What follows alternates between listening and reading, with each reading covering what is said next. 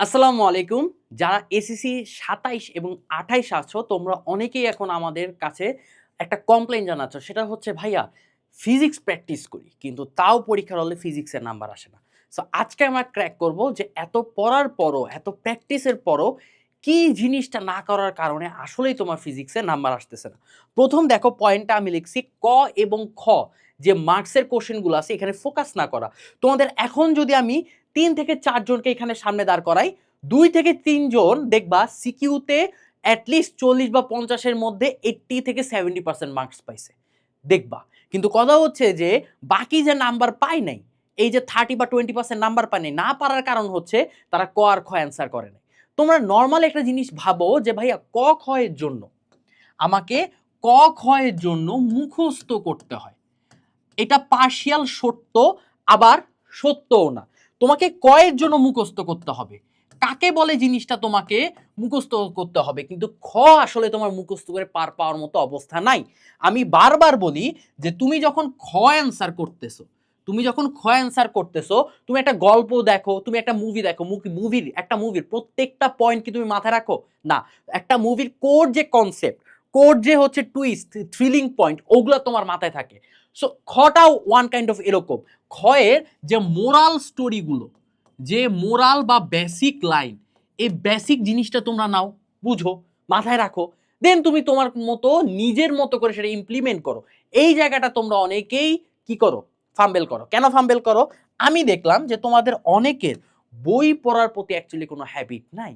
যেমন তোমাদের বয়সে আমাদের ব্যাচের অনেকেই বিভিন্ন গল্পের বই পড়তো, বিভিন্ন রাইটারের, হুমায়ুন আহমেদ থেকে শুরু করে জাফর ইকবাল কয়েকজন পড়তো, বাট হুমায়ুন আহমেদ, বঙ্কিমচন্দ্র চট্টোপাধ্যায়, সুকুমার রায়, এদের অনেকে হচ্ছে বইটি মোটামুটি পড়তো। সো আমাদের জন্য একটা সুবিধা কি ছিল যে তুমি যখন সুকুমার রায়, তারপরে হচ্ছে বঙ্কিমচন্দ্র চট্টোপাধ্যায়, তারপরে হচ্ছে এদের হচ্ছে বইগুলা পড়বা, যে এত বেশি পরিমাণে কমপ্লেক্স থাকে জিনিসগুলা যে স্টোরি আসলে পয়েন্ট টু পয়েন্ট মাথায় রাখা যায় না, বাট একটা স্ট্যান্ডার্ড ফরম্যাটে তুমি একটাকে স্টোরি লাইনটা তুমি হচ্ছে মাথায় রাখতে পারবা। এই জিনিসটাই হচ্ছে আমরা ফিজিক্সে ইমপ্লিমেন্ট করতাম, যে একটা কোশ্চেন, এই কোশ্চেনের অ্যান্সার কিন্তু ১ থেকে ১.৫ লাইন, ঠিক আছে, ১ থেকে ২ লাইনে। এইবার এই ১ থেকে ১ বা ২ বেসিক লাইনটাকে আমি কিভাবে সাজাচ্ছি সেটা আমরা মোটামুটি পারতাম। এই জিনিসটা তোমরা ফাম্বেল করো। তার মানে কি এখন পড়াশোনা বাদ দিয়ে তুমি গল্পের বই পড়বা? না। তোমাকে এখন ঠান্ডা মাথায় আগে চিন্তা করতে হবে তোমাকে যে কোশ্চেনটা দিছে খতে, এইখানে তোমার বেজ লাইনটা কি আছে। দেখবা ১ থেকে ২ লাইন তোমার বেজ লাইনটা। এই বেজ লাইনটা মাথায় রাখো যে হ্যাঁ, আমার এই জিনিসটা কেন হচ্ছে? এটার কারণে হচ্ছে। এবার এই জিনিসটাকে তুমি তোমার মতো করে সাজায় রাখো। এটা যদি করতে পারো তাহলে খ অ্যাকচুয়ালি মুখস্থ করার কোনো কিছু না। ক মুখস্থ করতে হয়। সো এইটা যদি তুমি ফোকাস করতে পারো, তুমি নরমালি চিন্তা করো তোমরা যারা ২৮ ব্যাচ আছো বা ২৭ ব্যাচ আছো, এদের অ্যাকচুয়ালি কি হচ্ছে? তোমার হচ্ছে যদি ৫টা সিকিউ অ্যান্সার করতে হয়, দেখো ঠান্ডা মাথায় দেখো, ৫টা সিকিউ অ্যান্সার করতে হয়। এই ৫টা সিকিউর মধ্যে ক আছে ৫টা, খ আছে আমার ৫টা।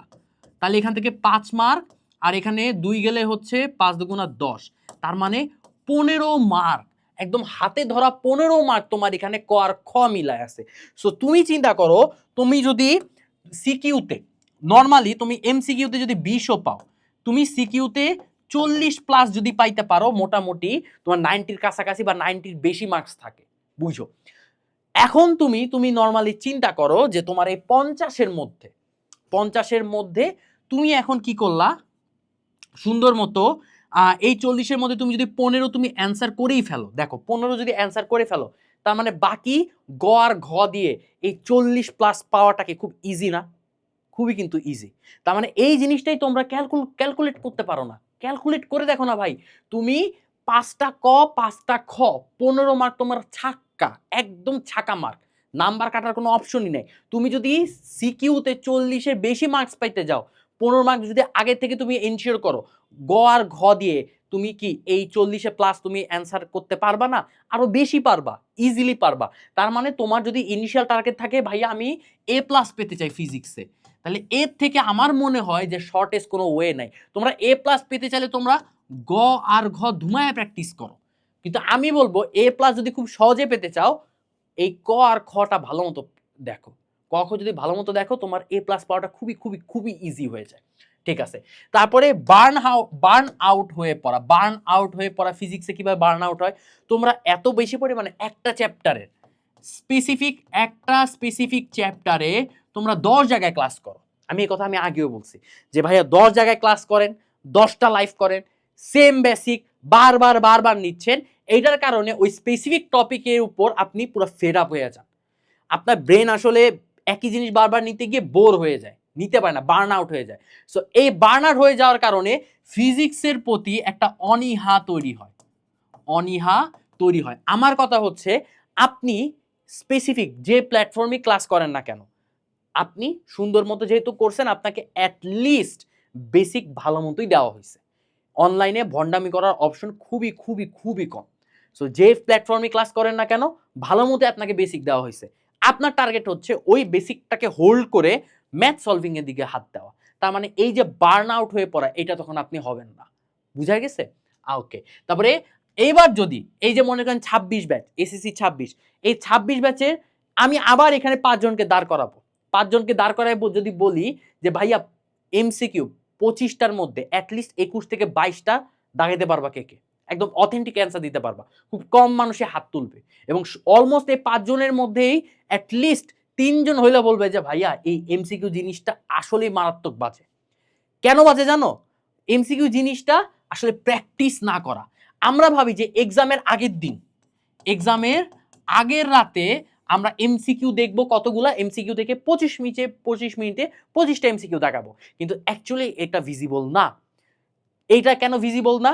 এমসিকিউতে তোমার ম্যাথ ক্র্যাক করা লাগে, কোশ্চেন বোঝা লাগে, টাইম যায়, কিন্তু 25টা কোশ্চেনের জন্য 25 মিনিট টাইম অনেক ডিফিকাল্ট। সো এখনই তোমাকে কি করতে হবে, তুমি একটা স্পেসিফিক কোনো যখন চ্যাপ্টার, আমি এটা আগেও বলছি বারবার বলতেছি, এখনো বলি, প্রত্যেকটা ক্লাসে বলি যে স্পেসিফিক একটা চ্যাপ্টারটা টপিক করার পরে বোর্ড সিকিউগুলা দেখ।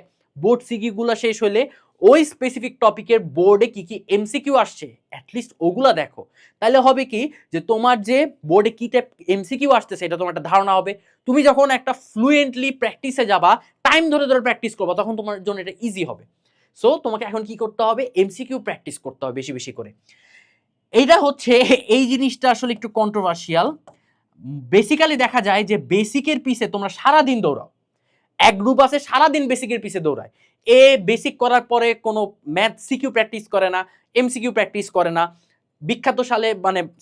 বিখ্যাত স্কুলের টেস্ট পরীক্ষার কোশ্চেন অ্যানালাইসিস করে না। তারা সারাদিন বেসিক নিয়ে দৌড়ায়, সারাদিন বিভিন্ন প্ল্যাটফর্মে লাইভে দৌড়ায়।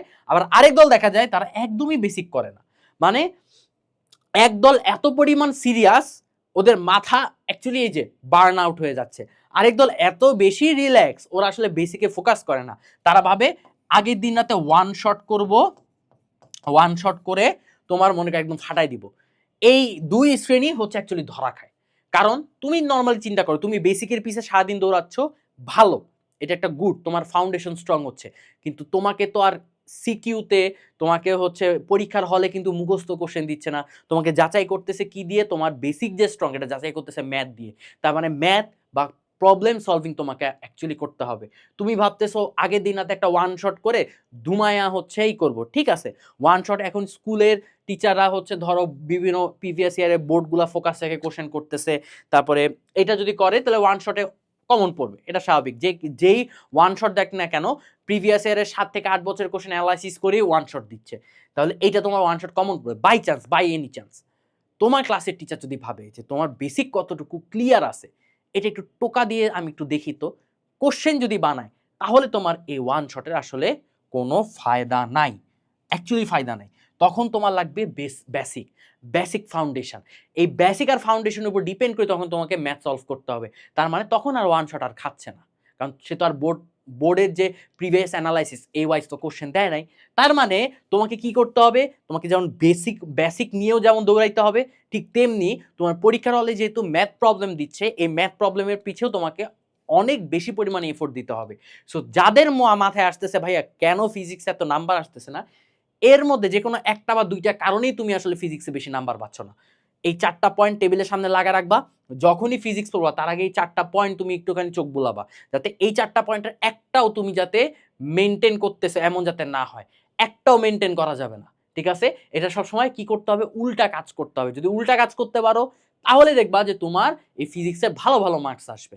সো আজকের গাইডলাইনে এতটুকু, দেখা হচ্ছে অন্য কোনো গাইডলাইন সেশনে। ততদিন সবাই সুস্থ থাকো, সবাইকে টাটা, আসসালামু আলাইকুম।